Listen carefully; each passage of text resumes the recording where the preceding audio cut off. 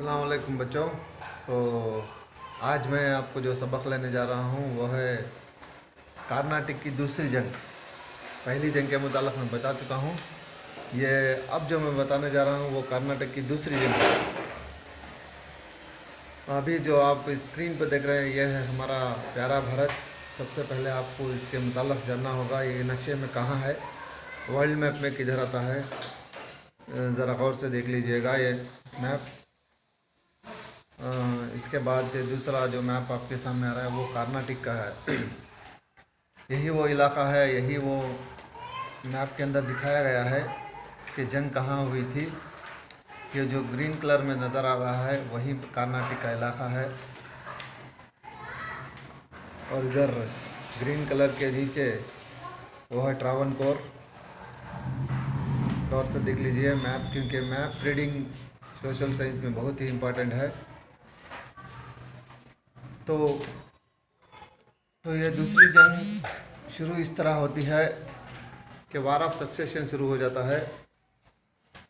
एक तरफ हैदराबाद का निज़ाम का इंतकाल होता है, निज़ामुल मुल्क जिसे आसिफ जाह भी कहते हैं, और दूसरी तरफ कर्नाटक के नवाब का भी इंतकाल हो जाता है। सबसे पहले हैदराबाद का निज़ाम आसिफ जाह की मौत के बाद, इसके इंतकाल के बाद उसके नवासे मुज़फ़्फ़र जंग और उसके बेटे नासिर जंग के दरमियान सक्सेशन वार शुरू हो जाती है। आसिफ जाह अपना वारिस अपने नवासे मुज़फ़्फ़र जंग को बना देता है। इससे खफा होकर नासिर जंग अंग्रेज़ों की मदद के लिए चला जाता है।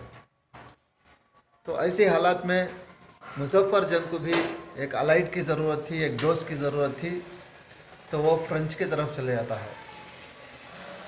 तो अब दो गुट हो गए, एक नासिर जंग जो अंग्रेज़ों की तरफ, गौर से सुनना, नासिर जंग अंग्रेज़ों की तरफ और मुज़फ़्फ़र जंग फ्रेंच की तरफ। यह हो गया हैदराबाद निज़ाम का मामला।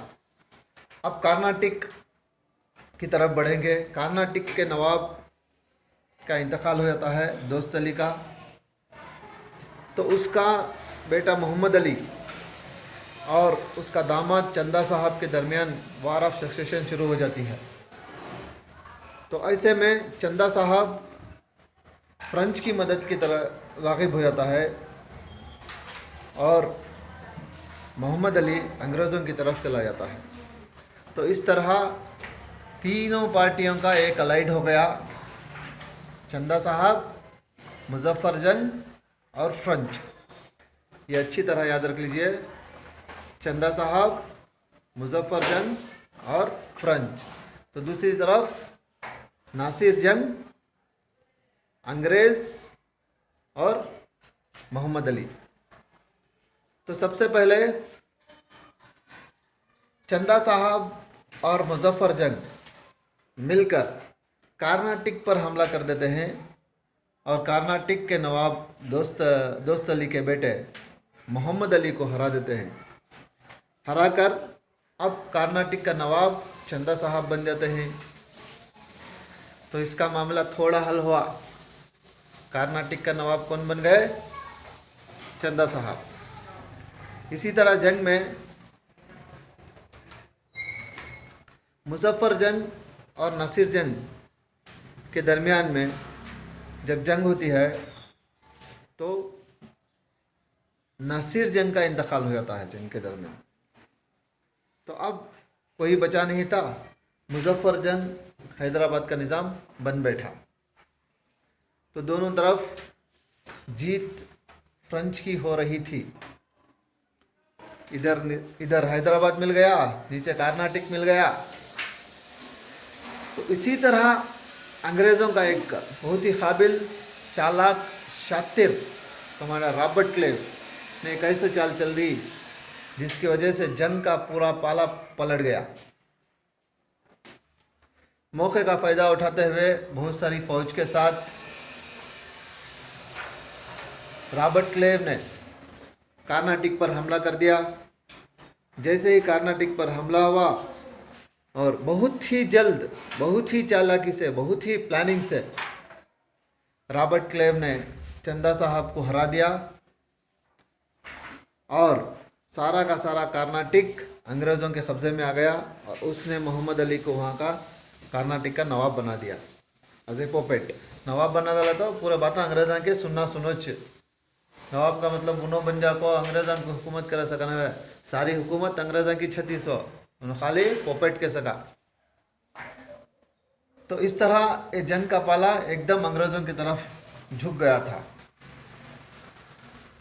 तो बच्चों, ये जो मैं मैप्स दिखा रहा हूँ आपको, वो गौर से देखिए किस इलाके में हुए थे। ये नवाब्स के मैप भी मैं आपको दिखा रहा हूँ, इन्हें गौर से देख लीजिए। और इस जो जंग का मुताल्लिक़ मैं बता रहा हूँ उसे 2 या 3 मरतबा गौर से सुनिए, अपने दिमागों में बिठा लिए। किस अलाइड में कौन कौन थे, किस अलाइड में कौन थे, किसने किसको क़त्ल किया या जंग में हरा दिया। 1 से 2 मरतबा सुनिए, क्योंकि 1 से 2 मरतबा जब आप नहीं सुनेंगे आपके दिमागों में नहीं जाएगा। क्योंकि ये जंग कंफ्यूज है, मुज़फ़्फ़र जंग, नासिर जंग, ऐसे नाम थोड़े कंफ्यूज हैं। ये आपको मालूम होना चाहिए नवासा कौन है और उसका बेटा कौन है, और मैप में ये कहाँ कहाँ है ये भी आपको पता होना चाहिए। इसीलिए मैं कह रहा हूँ कि आप 2 या 3 मरतबा गौर से सुनिए। मैं लंबी वीडियो इसलिए नहीं बना रहा हूँ कि आप बहुत जल्द बोर हो जाएंगे, इसलिए मैं 5, 6 या 7 मिनट तक की ही वीडियो बना रहा हूँ ताकि आप बगौर सुने, आपका इंटरेस्ट कायम रहे। इसी के साथ मैं अपनी ये वीडियो यहीं पर ख़त्म करता हूँ। अस्सलाम वालेकुम।